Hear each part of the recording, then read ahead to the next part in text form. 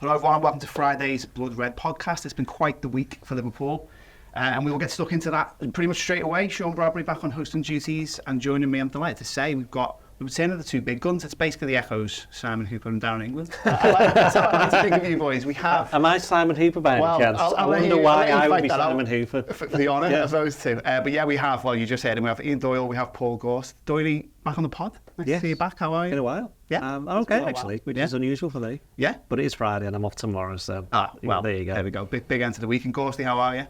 All good, yeah. Like Doyle, I haven't been on for a while. I think I've been off for a week, haven't I? So it's, let's get back on and just vent and muse and whatever else, so we'll get stuck into it. Well, this is it. Vent and muse we shall. And what better to vent and muse about than winding the clock back to Tuesday and talking about the audio release. So we did Monday's pod, four of us, and there was a lot of talk about, obviously, the incidents of the weekend, VAR in general, but this was all pre-audio. And I think, to be fair, most of what was being reported about the audio that we assumed did come to pass, but I just want to start by getting reaction from you guys. Obviously, you've listened to it. Gorst, we'll start with you. What did you make of this? I mean, can you believe it? So many voices, no smooth process. Oof, yeah, I mean, just listening to it, you're getting stressed out just from hearing all the voices. So I can't imagine what it's like to be in there in the thick of it and you've got to make a decision in X amount of time. It was disorienting, wasn't it? Just listening to the audio over the footage of Diaz slamming the goal past Vicario was in goal. But the one that really got me is, why is this protocol so sacred that you can't say, hang on? Yeah. Why does that overrule the fact that it was a perfectly good goal and the goal should be given?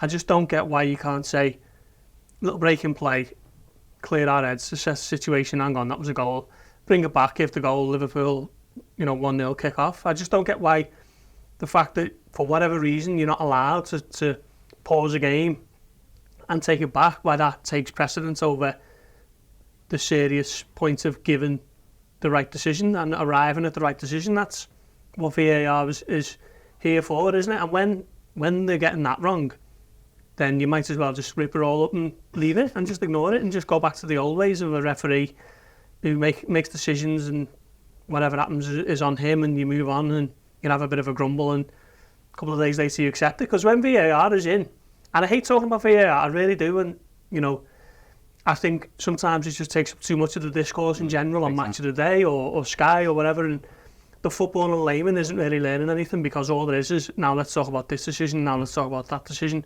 No one's learning anything about actual football, the tactics and whatever else. So I hate talking about it as a rule of thumb. But when the areas are so egregious, so in your face and obvious, you have to, don't you? But for me, I just don't get how this protocol somehow overrides the fact that you've got to get the decision right, and they haven't. Well, Doyle, I think this is the key point, isn't it, Doyle? And I found it remarkable, listening to that, the two men who seemingly did try and make the common sense decision, or try to push for it at least, that stop the game, delay the game, and have a sensible conversation about it, because clearly something had gone hugely wrong. With the replay operator, who, from what I've read of the national media, doesn't actually normally speak in these situations. He's seen but not heard, and he's doing the lines and all that. But he was kind of saying, lads, are we happy with this? Are we happy with what's happening? And then there was the guy, I think he's like the hub operations executive, the mysterious Ollie. But these two were trying to say to the actual VAR and the assistant VAR, and I don't want to dig them out too much. Obviously, you can see from that audio that it's just an unfortunate error, isn't it? There's no conspiracy theory at all. For me, it's just plain old miscommunication. But why then were those two trying to do something about it, and the others instantly saying, I can't do anything?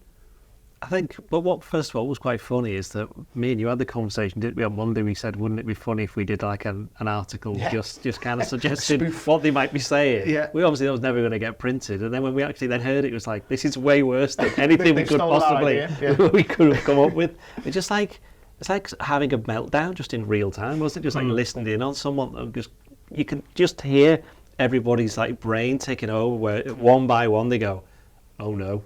We absolutely messed this up. Expletive. Yeah, basically, yeah. Now, the thing about that is, obviously, the conversation is, why are there so many people involved? Is this what happens every time they do an offside? It seems as though they were more concerned in getting the decision over as quickly as possible, because they have let's be honest, we've all done it. We've all said, VAR's ruining the game because it's taking forever to come to decisions, so you can't then turn around and complain and say, why are they doing them so quickly? You know what I mean? But you got to get it right. It was a miscommunication, as you said. It wasn't any kind of conspiracy or anything. But picking up on what Ghosty said about when they realised that it's gone wrong, I do think what's happened here is that between them all, the referee, Darren England, the main two, let's be honest, because that's obviously the main on-field referee, Simon Hooper, and the main VAR, that they have kind of panicked, and not so much common sense has gone out the window, but they've just thought, we're in trouble, we can't make this any worse, we're just going to have to carry on. Whereas what they should have done, let alone stop the game, and because they could argue and say, well, the game's gone on for a bit more, we can't just now remove that passage of play where the throw was taken, or whatever it was, the freak it was, and then there was a throw, and I think there was. They could have just stopped the game, went over to the managers, called them together, said, look, this has happened, and we haven't given this goal. Yeah. So what they could have then done is, right, have this conversation between yourselves, but we would advise Tottenham, you let Liverpool, Diaz, just run through on his own and tap the ball into the empty net. But before that, we've got to communicate it to the stadium. So that's the other thing. We had, the other thing that you didn't see at home is that no one in the stadium knew what was going on. They just thought it's offside. And we saw in the press box the one replay of it. Just the one. And I think at home, everybody saw the one replay at first, where you went, that looks a little bit onside. Yeah. But the other issue that's come out of this is everyone then thought, well, there must be another angle because they've given offside and they do all the checks, so it must be a goal. It must be offside, sorry, so it can't be a goal. And that trust, which they didn't have at the beginning, back in 2019, wasn't it, when they brought in VAR, that they now have certainty for offside decisions, is gone now. And it's going to take them forever to come up with, to double check everything, and then we're going to go right back to where we started. So that's one issue. But yeah, going back to the whole common sense thing, we've seen it like Leeds played Aston Villa, didn't they, in the playoffs through the year, where I can't remember what happened. Leeds scored a goal that shouldn't have been, shouldn't they? I can't remember how it came about.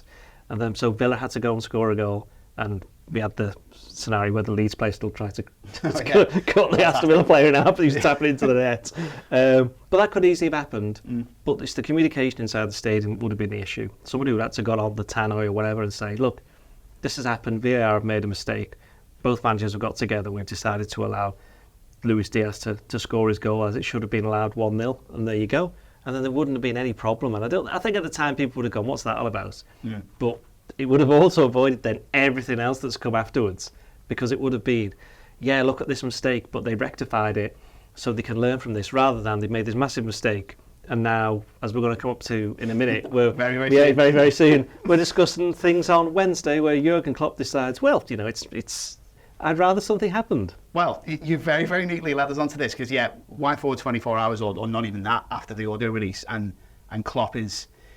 Well, I'll come to you, I'll stay with you actually on this one, Doyle, because I want to establish, first of all, what Klopp was saying and what you believe he was saying, because I think it's one of those, isn't it, where he introduced the idea or the notion of the replay, and I was going to say it was unprompted. The question that was asked to him was actually about, it was quite general, wasn't it? And then he just kind of... Well, he would have known he was coming. He would have known he was coming. I suppose, and true. What was interesting is that Trent Alexander-Arnold obviously did the player press conference directly before it.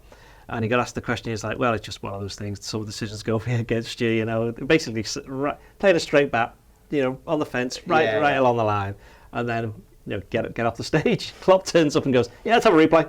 It's like, what? We as a journalist, we were like, whoa, this is incredible, yeah. Also, I've got a load of work to do now, so thank you again.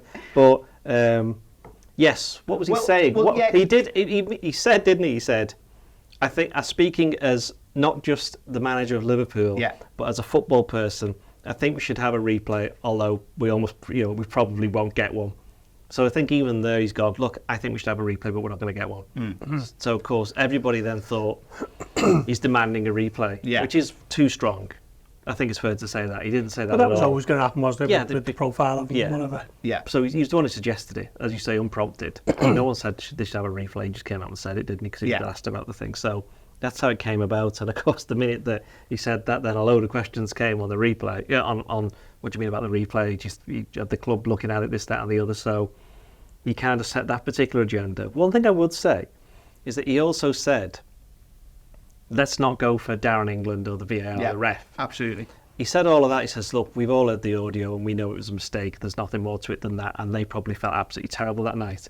But since Klopp said the replay thing, hardly anybody's talking about Darren England. They're all talking about Klopp and the replay. So maybe Darren England and Simon Hooper should, give Klopp a bell and say, thanks a lot for that. You're taking the heat off us a little bit. But, Gorsty, this is it, because I think, as we've said, in no way did Klopp demand one. You could maybe argue he called for one. He suggested a replay. He said that, as Doyle said, in kind of his fairness as he sees it in how you deal with that situation in the future, if common sense wasn't applied, he would back a replay. But I just think there was so much more to it than that in terms of like the context that was put on the situation. Yeah. And I would go so far as to say, since it happened, I've been surprised by, if you first look at the kind of media interviews after the game itself, I think Klopp's been kind of very composed in all this. He hasn't lost it. And if there's been a pugnacious kind of front foot response, it came from Liverpool's statement itself on the Sunday night. Whereas the manager, as Doyle rightly says, has been at pains to say, we shouldn't go after individuals here, but we do need to discuss this situation. Yeah, well, I think he's been burnt from speaking out about Paul Terry and the likes previously, as over the last 6 months or so, and his bank account's certainly been affected by that. And I think that is probably at the forefront of his thinking, if we're being honest, not necessarily from a financial point of view, but if he gets hit with an improper conduct charge again or whatever it is, then it just looks like Klopp has just got to be in his balance about these refs from the outside looking in or from a distance. So I think he's been measured in him saying that and getting the club to front up a bit more with the statements, because it looks more powerful, doesn't it, when Liverpool release a big statement on their website Sunday night. This is club mandated rather than just these are the whims of a manager on a post-match defeat, and that can just get lost in the news cycle and whatever else. So I think they've handled it well from that point of view. The replay thing for me is a non-starter. I mean, Klopp is in well with what he says. It probably should be the right thing in that it was a bit of an unprecedented error and whatever else. But I don't think he seriously thinks that is what will happen. No. I just hope the whole situation of it now isn't drowned out by the replay prospect. I think there's more to it in terms of the officials being put on their toes to make meaningful changes to how they have their conducts and reviews and whatever else. There needs to be a bit more clarity in the VAR hub, because as we've all heard, it's confusing, isn't it? There needs to be probably a mandate that these officials can't fly to the United Arab Emirates to referee a game on a Thursday before flying back on a Friday ahead of a massive weekend. How much of that was an impact in the kind of clouded thinking, their judgments? We'll never know, will we? But surely it can't be conducive towards being at your best. You wouldn't expect it of a player. So why is it a thing for referees? So maybe that is something they can introduce. But just an effort to improve the standards, really, because we moan about it every week and whatever else, and sometimes you can understand it, sometimes you can see where they've got a point, but this is just an absolute cut and dried black and white yes or no, and they've still somehow managed to get it wrong. So I think if there is any real fallout from it all, long term, it should be of a benefit to every club in the Prem, really. A couple of things I would say. One, very disappointed in the reaction of some people who should know an awful lot better. Obviously, on Saturday night, almost everybody's like, "Oh, it's an absolutely terrible thing." Liverpool. There was a lot of sympathy, if that's not too strong a word, for Liverpool and what happened. But then the minute that they say, "And now, well, we actually want to do something about this," those people went, "Oh, no, you can't do that. What are you doing? What are you doing? I support." Name of other club, we have X, Y, Z. We could all moan until the cows come home, but don't try and do anything about it. The thing is that it's very rare that you actually see a goal get given. You've heard a goal get given by officials who decide whether a goal gets given, and then the goal didn't get given. It's like, when's that ever happened before? Yeah. It doesn't really happen. And people would, I don't know whether it was deliberately ignorant or just, I don't know what, but people were conflating it with decisions they disagreed with from the ref. Like, well, that was never a penalty. That wasn't handball. That should have been offside when they've done it properly. And it was nothing of the sort. Yeah. It was just a totally... It was a matter of fact, it wasn't a subjective decision. It was like, and it was made, and they did it so quickly that it was so obvious. That's what made it all the more stupid. And the other thing that I thought was quite interesting, which you kind of picked up from listening to the audio, is that being a VAR referee is totally different to being an actual referee. Skill set, everything. Well, this is the thing. And so there's been a bit of conversation that perhaps there shouldn't be referees should.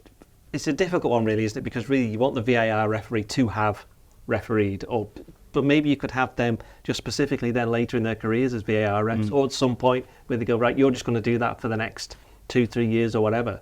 One thing I did find interesting is that, and then everybody was looking up the PGMOL on Wikipedia and looking, who are all these people? We know Howard Webb. Who's everybody else? Shadowy. Yeah. Well, the thing is that there was loads of names that you recognise. They've all got these like random jobs. Like I think football consultants. One of them was Chris Kawoma, used to play for Ipswich. Yeah. And Wayne Allison used to play for Tranmere. He's involved there as well. But a name that caught my eye, because obviously I'm a big rugby league fan coming from St Helens, best team in the world, by the way. Hopefully they win tonight. Phil Bentham was a former rugby league referee, and they've had video, like rugby and like cricket, they've had video reviews and replays for years. In fact, it's become part of the sport, if that makes sense. It's one where I think next season, the interesting thing for rugby league is that it only goes for televised games, but now they're just, from next season, I think they've decided, or possibly the season after that, they're doing it for all the games, because it's unfair that you can have some games where, you've seen it like the champion. I can't remember. The championship doesn't have VAR, does it? I can't remember now. I don't think do they so. Have it now or not? Well, basically, in that one specific league, some games have VAR, some don't. But now they decide that all of them are going to do. But he is now working for the PGMOL, this Phil Bentham, as a VAR coach. So they've obviously recognised that to use VAR and use it effectively is different to being an actual referee, which it is.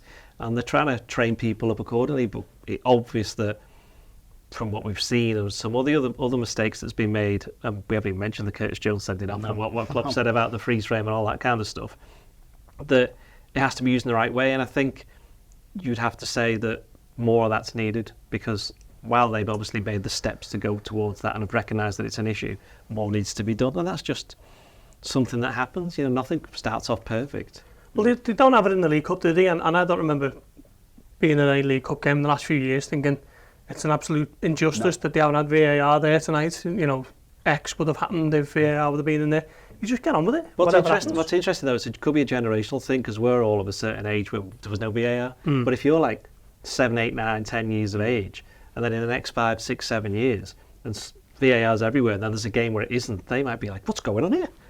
It's the old thing of what a foul for us is totally different to what a 18, 19, 20-year-old younger footballer just starting out. Like Jarell Quansah might think that something's a foul, and we just go, well, that's not a foul. What are you talking about? But I do like the automated offside that they have in the Champions League. That seems that in the World Cup as well, isn't it? Easier to sort. Yeah, surely that's... The other night I was watching Newcastle against Paris Saint-Germain, and as a Guimaraes puts the cross in for Dan Burn, and you're looking at it, you think, I'm not sure whether that was offside, where's his foot?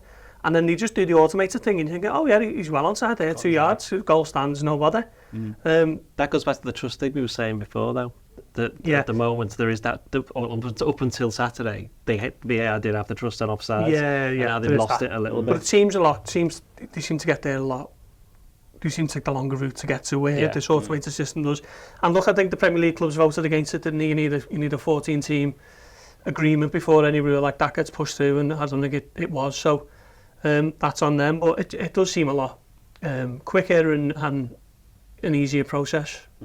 Absolutely. Well, a lot of sensible stuff there. If only you lads were down in England and Simon Cooper. No, I wouldn't want to do that. I could be Howard Webb. We'll get it all sorted. Would not want that. We'll draw a line under that, and we'll wind on another 24 hours in this action-packed week and look at the game last night. So, Gorst, I'll come to you first on this. I think I left Anfield thinking that was just a game that you forget about, and you tick off. It's one of those in the group stage that you think, happy enough to see a game that was quite standard, to be honest, after all the drama we just talked about on Saturday. But I think it was an exercise in doing just enough, really, wasn't it, by the Reds? It was. I don't think Liverpool have done too many of them in a while, really. Games where you're never really too concerned. And even last night, for the last 15 minutes, you're thinking, can these nick a goal? Because Liverpool just hadn't put the game to bed, and it was still live, wasn't it, till Jota scores the second. But yeah, pretty routine, run-of-the-mill home victory against a team who not one of the leading lights in European football, are they? And I think it was a big indicator as to Liverpool having made the bed and now having to lie in it in terms of the Europa League. You look at Newcastle on Wednesday night, or Tuesday night was it, and City's absolutely on fire because the Paris Saint-Germain are in town. It's the first game in Champions League for years, and the atmosphere was electric there. And you're watching a little bit of a twinge of jealousy, really, thinking, you know, these are normally the nights that Liverpool get to have, and it might be until next season before they do. Maybe if we kind of get similar types of atmosphere for semi-finals of the Europa League, we'll see later in the year. But yeah, it's the good thing with the Europa League now is Klopp makes 9 changes yesterday and still got a strong team out, and there's no one in there who you're looking at thinking, not sure about him, you know, it's a big night for him or whatever else. But other than that, fairly standard. They're firmly in control now, Group E, aren't they? And you're expecting them to get through without too many problems. And I think Liverpool have almost mastered group stage football in Europe. Yeah. I think it's now 13 from 14 wins, going back to the start of the season when they got the Champions League final. I think the only game they've lost in that run, or haven't won, was the one when they got battered in Napoli. That's 13 months ago now. So yeah, they seem to know the way around the group stages, and then if they can navigate it without too much or using too many of the big guns too early, I think they'll find themselves in a really good position in the new year for to bring on whoever's in that competition, because I think Liverpool quite rightly should see themselves as one of the favourites. Absolutely. We were talking, Doyle, before the pod about the idea of topping the group and how important it is, because you play one less game. Two less games. Of course, yeah, with the double-legged qualifiers. So that's massive, isn't it? And I think that perhaps explains why, you know, okay, 9 changes and would have been 10, I suppose, if Kelleher had been fit. But still, as Gorsty says, a strong team. Like Salah was one I didn't expect to see starting, and you know, quite a few of those players who you would expect to maybe start at the weekend. But despite all that, they're going great guns. It's 2 wins from 2, and a lot of players, especially last night, I think, when you reconsider the game, who have done themselves quite a lot of credit there. I'd say Endo, Gravenberch, and maybe some others. You've got to bear in mind that Liverpool are in a bit of a lucky situation to a point. They only had 3 players. Well, Kelleher was 4. So you had Kelleher, Gakpo, Thiago, Basetic. Have I missed anyone else? Bradley. Yeah, but Bradley's not really played. Yeah, you would count him that. Yeah. So they only had 4 missing. So they are able to change players around, and the longer that Klopp can do this, he'll be able to do it even more if they, as you mentioned, if they wrap up the group as soon as possible. So if they've got all these players available, in fact, Klopp even said it in the press conference last night. He says, we've got this squad, we're playing on 4 different competitions, or we're going to be playing for 4 different competitions with the FA Cup in January.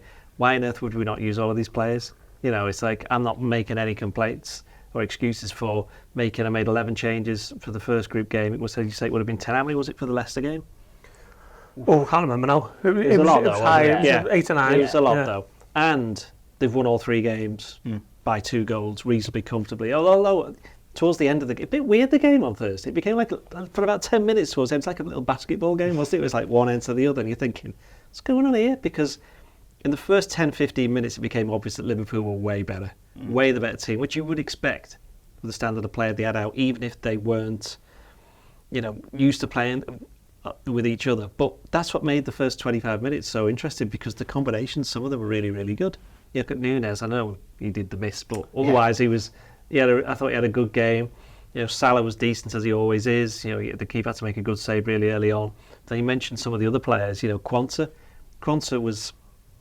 He's come from start of the year, went on loan, was it Bristol Rovers, then he played for England in the Under-20 World Cup, then he comes back, plays a few games in the summer, and you think, well, not too bad.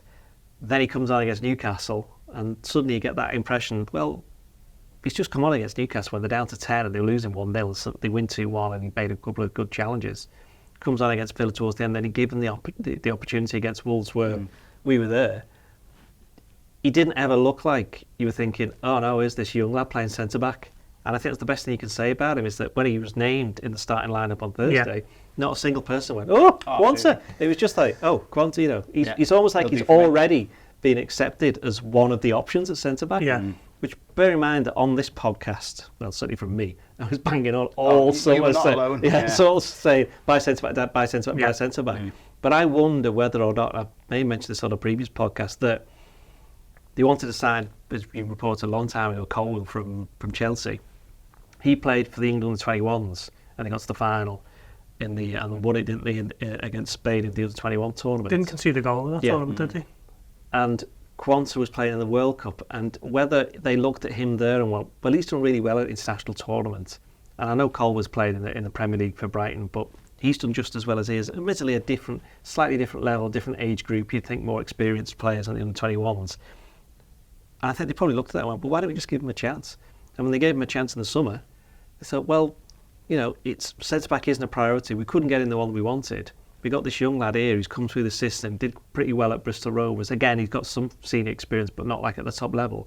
And every time he's been given an opportunity, as we say, in second half, he came off against, they brought on the lad Rodriguez, didn't he? And he was a bit of a big lad, and he kind of knocked him off the ball a couple of times, a couple of good challenges. And you never thought that it was ever going to be an issue for him. I mean, he's going to make mistakes. Young centre-back, all centre-backs make mistakes, and when you're a youngster like that and you're still proving yourself, every mistake you make is magnified even greater. So there will come a point where he makes a bad error, and then it's interesting to see how he'll overcome that, but he doesn't strike me as somebody who's going to be overly bothered by it. And of course, he's got his England under-21 call-up straight away. The minute he's out the under-20, he's straight into the under-21s. Yeah, I was speaking to someone recently about Quansah, actually, and he was saying he's a bit of a shining light for players in the academy now, because if Liverpool would have just gone and brought in a fifth centre back there in the summer, which I think we were all calling for it at one point or another, weren't we? That is just a big two fingers up to the lads who were on the cusp of trying to break through. It's like, well, I'm getting to a certain level, and then when I do, they go and bring in a player who might not even play much, a fifth choice centre back, but that's knocked me further down the pecking order. Opportunities now are going to be limited. And maybe that resonates with players at that kind of level, where they're looking at it and thinking, well, where am I to get in? And they think, well, I'm not going to go to Liverpool because they just bring in a player as soon as they need one, and they don't give any young lads an opportunity. So maybe that is something that Liverpool can kind of use. When they're looking to recruit kind of best young players across the country. The likes of Kate Gordon and Ben Doak, and I'm sure there's a few others in that list recently, isn't it? Bobby Clark. Yeah. It's very much, that is a policy of Liverpool to do that. With Matt Newbury, who's head of academy recruitment. So they can look to the likes of Quansah now and say, look, if you get to a certain point, you go on pre-season with them, you impress, you could find yourself playing in Europe alongside Van Dijk or whatever it is. Ben Doak starting on the right at Linz, didn't he? So I think these types of stories are important for Liverpool. And like Doyle says, you're not looking at Quansah now at the moment and thinking, why didn't Liverpool go and spend 50 million on Levi Colwill in the summer, who I'm sure will be a top defender in the coming years himself. But so far, it's early days of course, but so far it looks like he's doing really well, and you have no qualms with them starting, really. Qualms with Quansah. So is it there? Nice. I think other thing about Liverpool, certainly Klopp, is that he must be about the fourth centre-back that they've brought in from the academy. Nat Phillips is one, Rhys Williams and Billy Cometio. What you'd say, Williams and Phillips. Williams was brought in at a very emergency situation and did pretty well. Phillips kind of the same, and then stuck around because he'd proven himself. Cometio got one or two chances because he did okay again on a summer. I think it was the COVID summer, wasn't it? Yeah. And then he played the game, did he, against Leicester? And hasn't been seen since then in the first team anyway. But with Quansah, it's like he's immediately got in, and now he's in there in merit. You look at him and you automatically now think, as I said before, he's one of these options down centre back. Yeah. It's not like where you think Nat Phillips was an option, but he's quite clearly the fifth one. Where Rhys Williams, when everybody got fit, he was probably not going to be an option, which it ended up being the case. Billy Cometio wasn't. He wasn't one because he was never up to the level of the other two. But with Quansah, he is, and he's only 20. And for centre backs, that is very young. I mean, you look at Joe Gomez. How's Joe Gomez? 25, 26 now. Yeah. And admittedly, what was he? 20? It was 3 years ago, so he must have been 23, 22, 23 when he was in the team that won the league. So Quansah's still got another couple of years before he's going to get up to that level. So it'd be interesting to see what happens in the summer, because obviously Joel Matip's out of contract. I don't think he's probably not going to sign anywhere. I'm trying to remember whether I read somewhere. He said recently he'd be happy to. But that's right. But he might not. Liverpool then might have to bring in a centre back, but then they're left with a decision like, well, what kind of centre back do we bring in? Because if Quansah carries on the way that he has been doing, and let's be honest, he's only started three games now for Liverpool, so he's still very, very early on. So it's up to him what happens next, because he's proven himself to Klopp that he's someone who can be counted on. So it's up to him to just keep on doing it. I think that the Colwill comparison's a relevant one, because he only played 18 or 19 times for Brighton last season. It wasn't like he was playing every week in that Brighton side that was, sweeping everyone before them and ended up finishing 6th, remarkably, in the Premier League. I think Quansah's up to about 7 or 8 appearances now for Liverpool. Different expectations, of course. Is there really a desperate need to sign Colwill when you're looking at Quansah's emergence? And at times, it's easy for us to say that with hindsight, and at times we were calling for a centre back, weren't we? But Quansah's certainly emerged from that disappointment, I guess, of not signing a centre back, and it looks so far so good. Let's be honest, it's not part of a big, massive plan, long-term plan that Liverpool had. They wanted to sign a centre-back in the summer. So let's be clear about that. But then it is then how many youngsters have come through a bit of circumstance, through a bit of chance. Look at all the ones that came through in the late 90s. That's because the team wasn't very good. Even Trent, Yeah, Trent as well. Yeah, Trent, he got his chance. Was it? I know he played in the League Cup. Was it? Klein got injured for United, and then he played in that game. Yeah, that was it. Yeah, on the day of the game, wasn't it, or something? So that it is about these youngsters getting the opportunity and taking it. And I think we're going to see. I personally think Bobby Clark will be someone like that. Further down the line when he gets more opportunities, and Ben Doak's going to end up being someone like that as well. So it's on them. It's very exciting. We'll move on to Brighton, and I think let's just get straight into picking our team, because what I wanted to do with this, I think, and you lads might disagree, but I think there's really only 3 decisions. But let's normally there's hardly any. Obviously Alisson's in goal, goes without saying. I would say Trent, Robertson. Are you saying Trent? Van Dijk. There you go. So I'm straight away saying, did you play Gomez or do you play Trent? Because what's Gomez? I know Trent is the vice captain, and he's quite clearly probably he's definitely the best passer of the ball that they've got. He's got he's the most creative player they've got in that sense from that position, but he's absolutely not the best defender they've ever had. You think Karim Matoma as one of his Ronaldinho prime? And I'm not saying he's a terrible defender, because he's not. I'm just saying is that there are better defenders in Liverpool's defence than Trent Alexander-Arnold. He'd be the first to admit that, which is why he's going into this hybrid position, because he thinks he's more effective further upfield, which he is. But Joe Gomez, he hasn't done anything wrong when he started the games to suggest that he shouldn't be starting. And you look at the Matoma thing, you look at the fact Trent was out for 4 games. He came off the bench against Tottenham. He didn't play the full game, did he? Against Union on Thursday, he got substituted for Gomez. So if Klopp did play Gomez at right back, I don't think anybody would be that surprised, because there's other reasons than just the form of the players to take into consideration. Yeah, it would not be like a dropping of Trent, would it? Especially because he's just come back. Okay, well, you made a decent argument. Well, go on. Let's have the full back lines from both of you, because I was going to say, I think that the centre back pecking order, as we talked about with Quansah, I wouldn't say that he's in contention for this, but it's very interesting that Matip was sat on the bench on a Thursday night, and I would expect him to start on Sunday now. But I don't think he'll start. I think he had an absolute nightmare at Brighton last time. That's certainly true. That may well play. Where Van Dijk did not play, to be fair. And it was him and Konaté. But Konaté had the lesser of the nightmare. And having said that about Gomez, I think Trent will play. That's what I think will happen. Yeah. And I think it'll be Van Dijk, and I think it'll be Konaté. I think Konaté will be in ahead of Matip. That is always going to be the long-term plan. And as we saw, in fact, that's far away as the Champions League final, where it was Konaté and Van Dijk, and everybody knew then it was the first choice. But so Konaté missed 2 games, didn't he, this season with a muscle problem, and Matip's responded really, really well. I've been well impressed with him, but you just know that it's going to be almost certainly Konaté playing. No, again, it's not dropping Matip. It's just the restoration, as it were, of the person who's going to be leading Liverpool's defence for years to come. Yeah, that's certainly the long-term one. How would you go for Sunday, Gorsty? I mean, you can see what Liverpool miss when Trent doesn't play, when Gomez gets it in certain areas, and he is sort of improving on that side of his game. He put in a lovely ball for Diaz last night, didn't he, as soon as you come on? Yeah. So it's difficult, really. I can see Doyley's point about putting Gomez in there as a little bit more, solid defensively, particularly against Matoma, who does like to turn it on, doesn't he? Trent having just come back. I think maybe giving Trent half an hour, starting with Gomez, and Robertson at left back. And I'm just going to give Konate the nudge ahead of Matip and Van Dijk.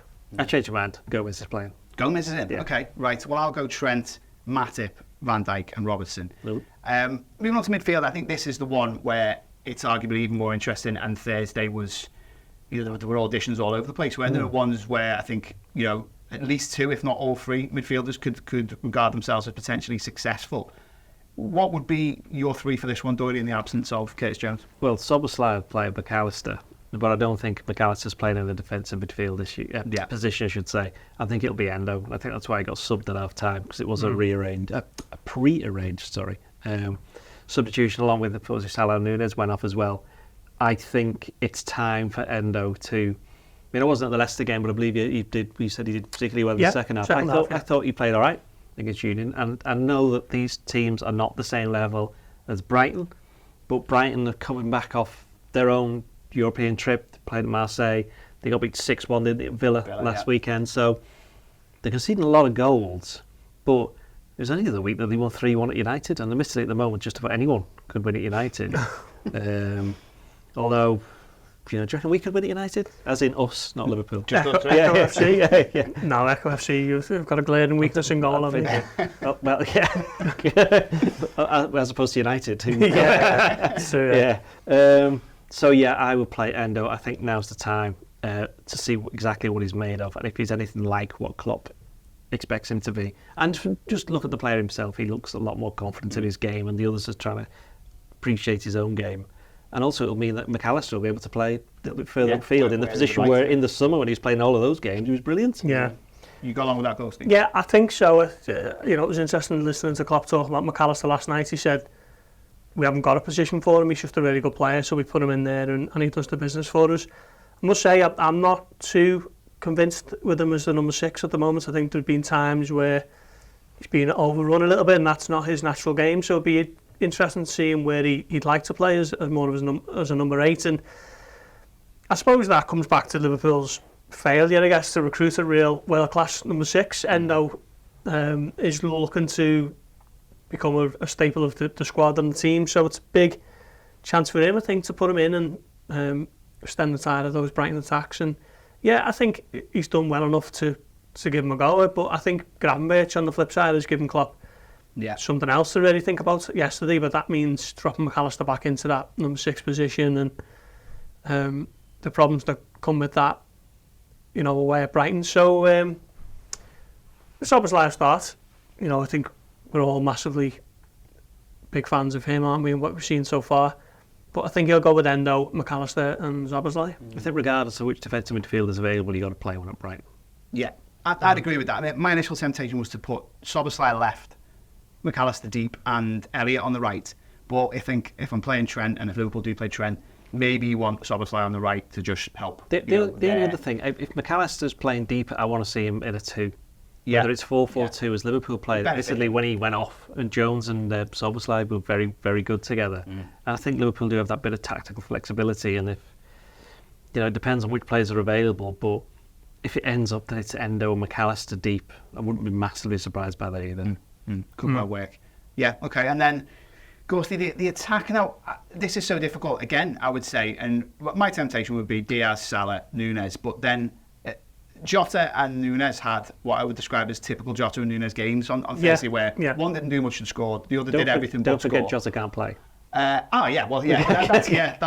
is absolutely very true. So is it as simple as? I'm just doing that one. Thanks for that. Well, Cody Gakpo's injured as well, isn't he? Obviously Jota's suspended. But no, I totally agree with what you're saying in terms of Jota had a Jota game and Núñez had a Núñez game.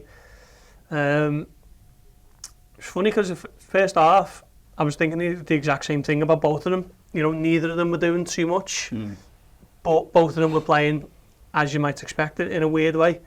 I think Núñez will be a big help for Liverpool if Brighton look to push up and try and play their natural game. I think that'll leave gaps in behind, and he can really exploit that with the balls into space. That might come into, you're thinking with Trent, can he pick the passes there? Szoboszlai certainly can. McAllister. So I think Núñez will be licking his lips at this one. Salah is Salah, of course, and there aren't too many options either, so Diaz does start. But that would have been my front three anyway, regardless if Gakpo and Jota were ready. Are you going to play Jota? It's possible. Are they the three for you, Dory? The ones who Funny are enough, yes. Yeah. No Bendo? No, not Bendo. No, I think he'll be playing for the under-21s. Whoever they're playing. Who are they playing? I can't remember. Anyway, moving on. Not sure. Well, all that is left to do is predictions. I'm going to be traditional and say 3-1 Liverpool. 3-1? Yeah. That's it. This season's in thing. Come back to me in a minute. Okay, Gorfy. I'm going to go 1-0. Salah penalty. Oof. Specific, Victorian. What I would say is, for a start, I think it's going to be 2-2.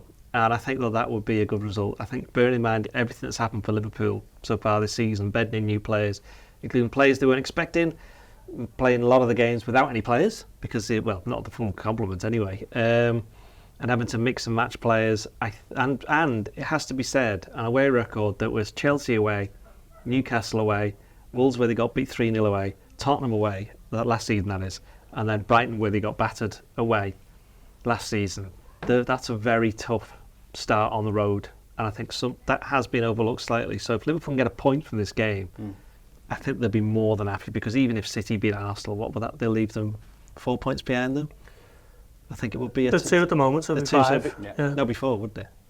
If City beat Arsenal? Yeah. Oh, sorry, yeah, before, points, yeah. So I think to be that close, I think if they lose, I think they'll be real down. I don't think they deserve it from what they've done so far this season if they end up getting beat. But obviously in the context of the full thing, not the context of the game itself.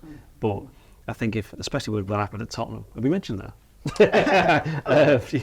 So yeah, I do think if they get a draw, you've got to be happy with that, and then they can just look after the international break as what I think, and I'm not just, the first game's against Everton, more presentable opportunities for points in the next few games. Indeed. Excellent. Right, we'll leave it there. I think, apart from me trying to field an ineligible player, I'll say well done, boys. Good process. Other than that, did you have that written down? Sure. Somewhere, at least in the back of my head. But yeah, we will be back on Monday when Liverpool have either won 1-0, 3-1, or drawn 2-2 at Brighton.